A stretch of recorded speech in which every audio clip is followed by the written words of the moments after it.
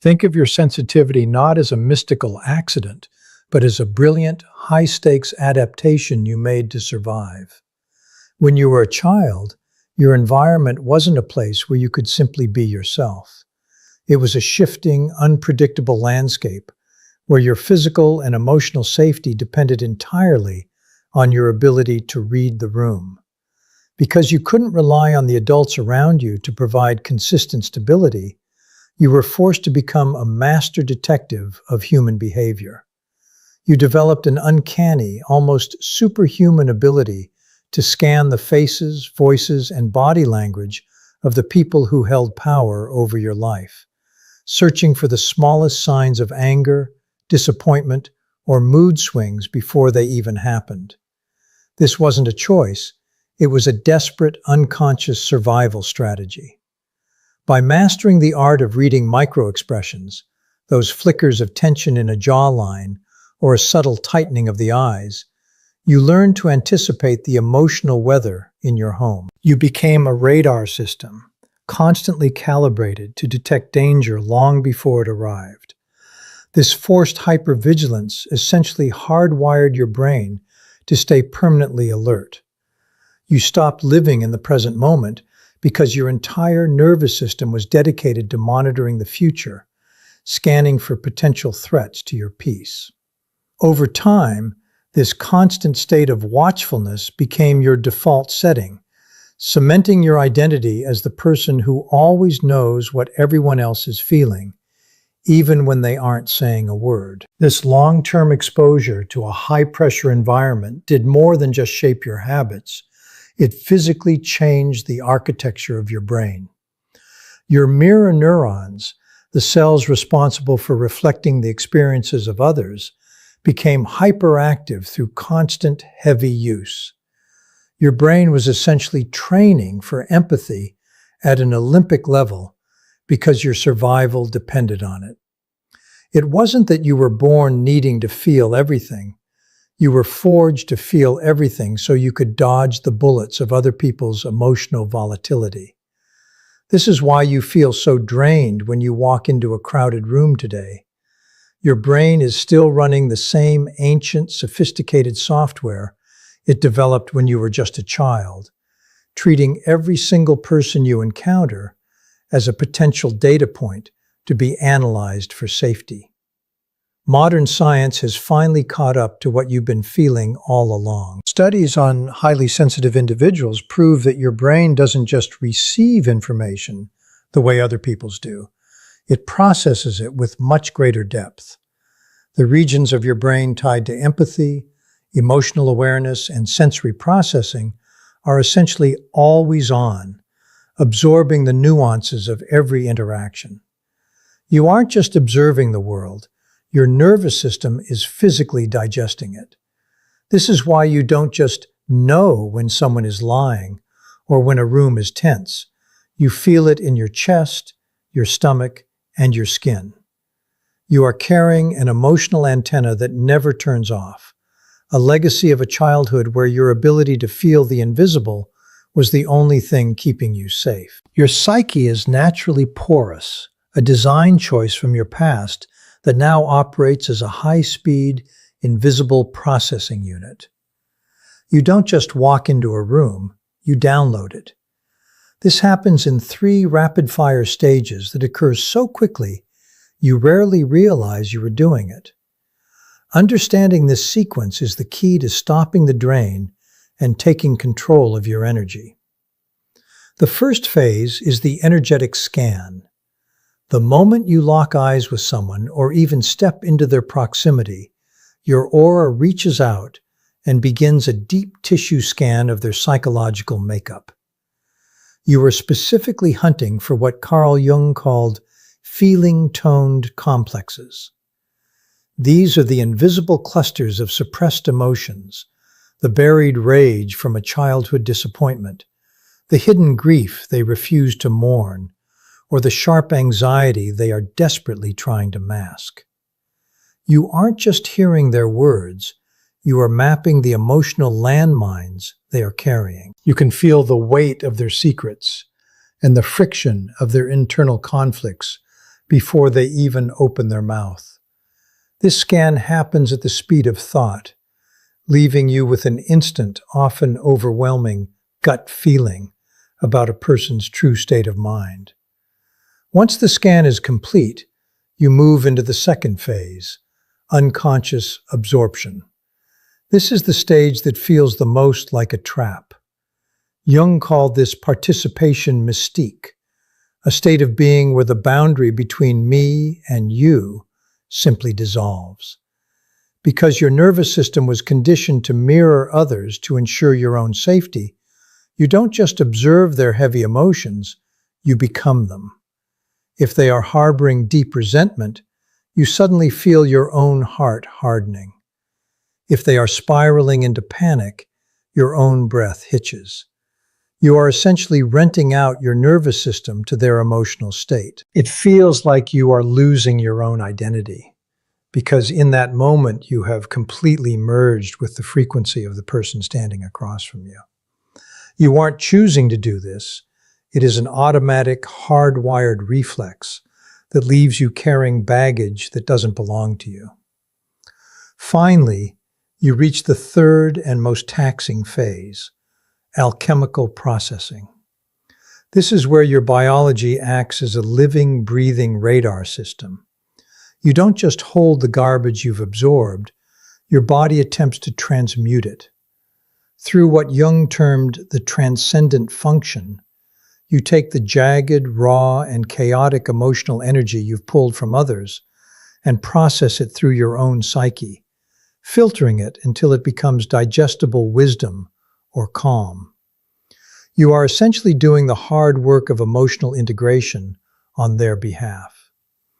This is the precise reason people feel physically lighter, more grounded, and oddly clearer after sitting with you for an hour. You have taken their chaotic noise and turned it into silence. You have taken their hidden grief and transmuted it into a sense of peace. You are performing a silent, invisible service, but the cost is high. You are paying for their relief with your own life force. Your energetic field is not just a passive bubble.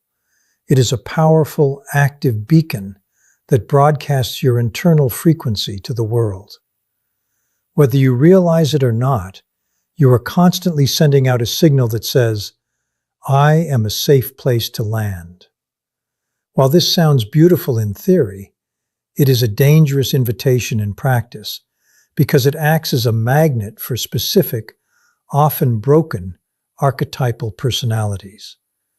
If you don't build firm walls, you will find your life crowded with people who don't want to walk beside you, but who want to feed off you. You are essentially a lighthouse in a storm, but without the right training, you end up letting in every ship that is sinking, eventually causing your own vessel to take on water and capsize. The first archetype you will consistently pull into your orbit is the wounded child. These individuals are walking around with a gaping, unhealed cavity where their sense of self should be. Because they never received the unconditional love or validation they needed during their formative years, they are perpetually searching for a surrogate parent to fill that void. They sense your natural capacity for empathy, and they recognize that you are someone who won't turn away from their pain. They are drawn to you like a moth to a flame, craving your acceptance to soothe the deep, raw trauma they refuse to face themselves. You become their emotional pacifier, a soft place to dump all their unmet childhood needs, and they will stay as long as you provide the nurturing they were denied. The moment you ask them to stand on their own 2 feet, they will view it as abandonment.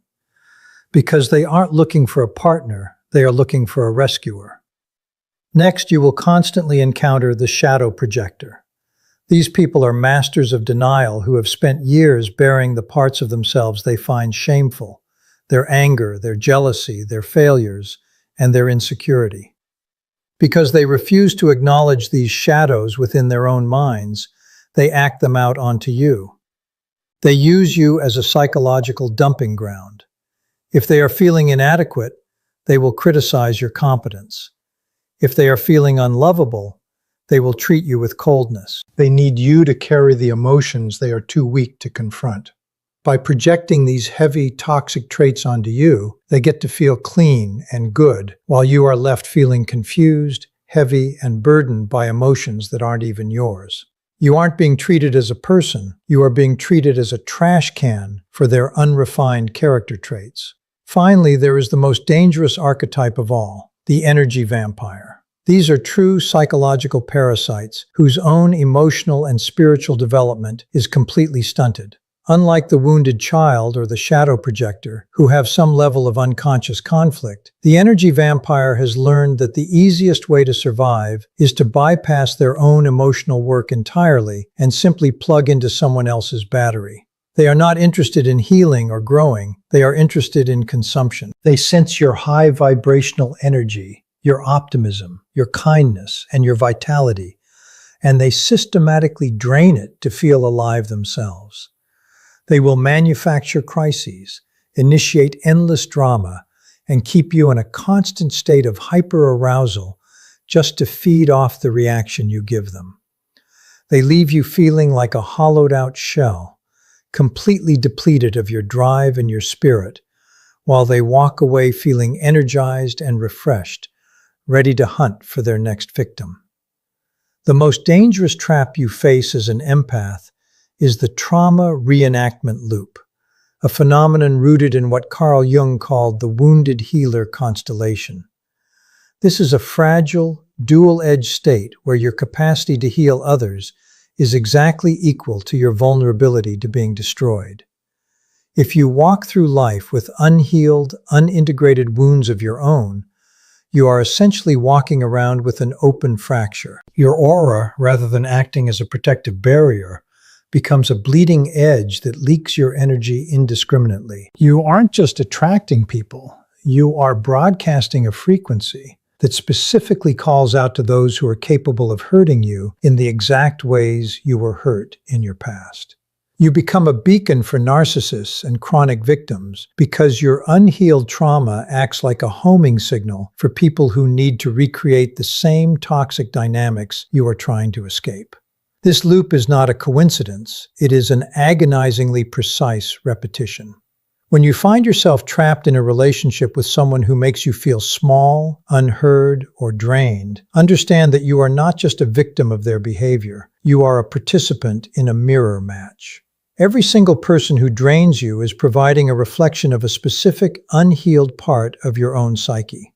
If you continue to attract people who ignore your boundaries, it is because you are still struggling to respect your own. If you attract narcissists who demand your constant attention, it is because you haven't yet learned how to validate yourself without external approval.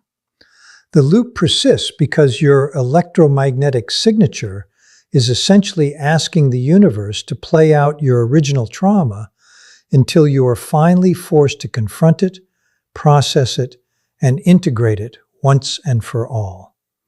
You are not being attacked. You are being shown exactly where you are currently abandoning yourself. Once you stop the cycle and begin the journey towards sovereign sovereignty, your entire role in human interactions shifts fundamentally. You stop being a sponge and start being a mirror. An awakened empath acts as a high-definition psychological mirror to anyone who enters their orbit, and this transition produces two wildly different reactions. When you encounter people who are truly conscious, those who are doing their own inner work, they feel a deep magnetic sense of peace around you. This is because your aura is no longer projecting your own unhealed chaos. Instead, it is reflecting their own inner light, potential, and authenticity back to them. They feel seen in a way they have never been seen before. Being around you feels like coming home to themselves, and this creates a nourishing, mutual exchange of energy that elevates both of you. However, the experience for unconscious people is the exact opposite. Because they have spent their lives running from their own shadows, your grounded, authentic presence feels like an existential threat to their comfort. When they stand near you, your aura acts as a mirror that forces them to look at their own hidden insecurities, their buried shame, and their unprocessed rage. They cannot look away. and they hate you for it. This triggers a massive wave of shadow projection anxiety within them. Since they refuse to take responsibility for what they see, they lash out. They will criticize your sensitivity, call you too much, or try to gaslight you into doubting your own reality. They do this because they are desperately trying to shatter the mirror. They need to destabilize your frequency and pull you down into their muck. Because if they can make you as unconscious as they are, they don't have to face the truth of their own darkness. Understanding this is your ultimate defense. Realize that their hostility isn't about you. It's about the truth your presence is forcing them to see. To transform from a defenseless sponge into a sovereign force, you must move beyond passive suffering and adopt a structured approach to your own psyche. This isn't about hiding from the world. It is about learning how to move through it without sacrificing your own essence. By applying these 4 pillars of the aura method, you can dismantle the old self-destructive patterns that kept you trapped in the wounded healer cycle, and finally step into your power as a conscious, self-contained sovereign. Acknowledge your nature. The first step is to stop apologizing for the depth of your soul. You have spent years viewing your sensitivity as a defect, a thin skin that makes you too vulnerable to the world's harshness. You must flip this narrative entirely. Your ability to feel is not a weakness. It is a high-level form of emotional intelligence that most people can never grasp. You are essentially a high-fidelity instrument in a world of static. Once you stop viewing your gifts as a curse, you need to start tracking your energy accounting. Every day, pay attention to who and what drains your battery versus what fills it. Notice the people who leave you feeling hollow and the environments that make your nervous system tighten. By keeping a mental or written log of these daily outputs, you stop being a victim of circumstance and become an auditor of your own life. When you see exactly where your energy is leaking, you gain the power to plug the holes. Understand your complexes. This is the stage where you face the uncomfortable truth about your quote-unquote caretaker tendencies. Many empaths operate under the unconscious belief that they are only worth something if they are useful to someone else. You need to identify the specific patterns that convince you that your existence is tied to rescuing others. Ask yourself, why do I feel guilty when I'm not fixing someone's problems? Why do I gravitate toward people who can't take care of themselves? These are your complexes, hidden, automated programs that drive you to sacrifice your peace for a sense of purpose. Self-reflection is your scalpel here. You have to be willing to sit in the discomfort of saying no and dismantle the deep-seated guilt you feel when you finally choose yourself. You are not a savior, and you are not a repair shop. Realizing that you do not owe your life force to those who refuse to grow is the first step toward genuine freedom. Reclaim your boundaries. You have been living with a permeable energy field, acting as a revolving door for anyone who wants to walk in and out. It is time to turn that door into a conscious membrane. A healthy boundary isn't a brick wall that makes you cold and unapproachable. It's a filter that allows love, light, and genuine connection in, while simultaneously locking out manipulation, projection, and trauma dumping. You must practice consistent energetic hygiene to clear the residue you collect. If you've spent a day absorbing the stress of your workplace or the negativity of a friend, you cannot just hope it goes away on its own. You must flush it out. This means retreating into intentional solitude, grounding yourself in nature, or channeling that heavy energy into a creative outlet like writing, exercise, or art. You are physically cleansing your field, returning your system to its authentic frequency, and reminding yourself that you are the only one who has final say over who gets access to your inner world. Activate conscious empathy. This is the final, most advanced stage of your evolution. You are moving away from the knee-jerk reaction of, I feel it, so I must fix it, and moving toward a state of detachment that is both wise and profoundly compassionate. This requires you to hold two opposites in your awareness at once. You can care deeply about someone's struggle without needing to dive into the deep end with them. You are training yourself to be a witness, not a victim. You can look at someone's pain, offer your presence, and hold space for them. But you no longer allow their emotional toxins to enter your physical body.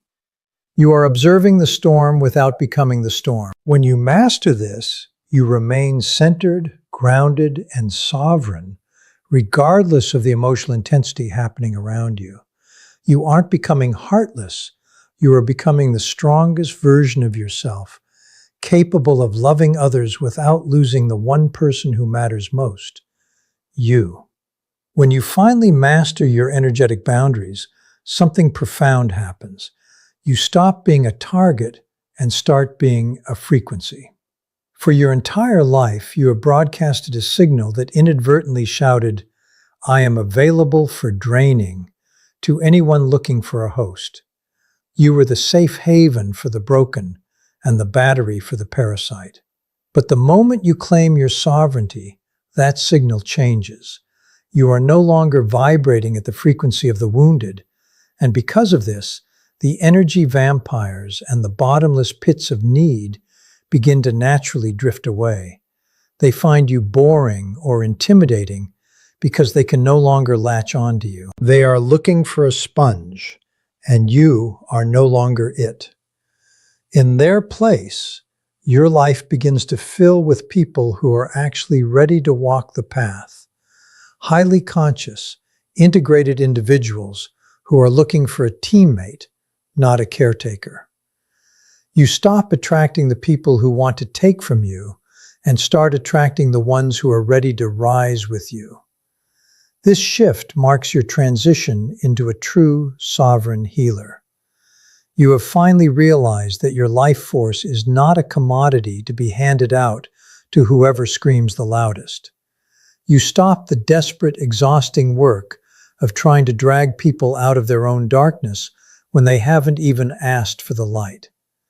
It's a painful but necessary realization. You cannot heal someone who is in love with their own misery. By letting go of the need to fix those who aren't ready to change, you stop hemorrhaging your own vitality. You aren't being cold or uncaring. You are being honest. You realize that your mission isn't to be a martyr for the walking wounded. It is to be a beacon for those who are actually ready to find their own way home. You are no longer serving people by absorbing their pain. You are serving them by refusing to participate in their cycle of dysfunction. Ultimately, your presence becomes a healing field in its own right. You don't have to do anything. You don't have to give advice, offer pep talks, or laboriously process everyone's emotions until you're on the verge of burnout. You simply exist. Because you are grounded in your own wholeness, your aura radiates a frequency of integration. When you walk into a room, the energy shifts not because you've worked to change it, but because your very presence creates a standard of health that others can instinctively feel. You are no longer healing people from the perspective of your own unhealed scars. You are healing them from the perspective of your completeness. You are showing them through your demeanor, your boundaries, and your peace that it is actually possible to be whole. This is the ultimate evolution of the empath. You become the living evidence that pain doesn't have to be a permanent identity. People will feel better around you, not because you took their weight, but because you showed them they were strong enough to carry it themselves. You are no longer a bridge that people walk over to get to a better life. You are a destination. You have reached a point where your life is no longer a collection of survival tactics, but a deliberate expression of your own truth. You are whole. You are protected. and you are free. You have finally become the sovereign master of your own soul. And in doing so, you have become the most powerful healing force you have ever known.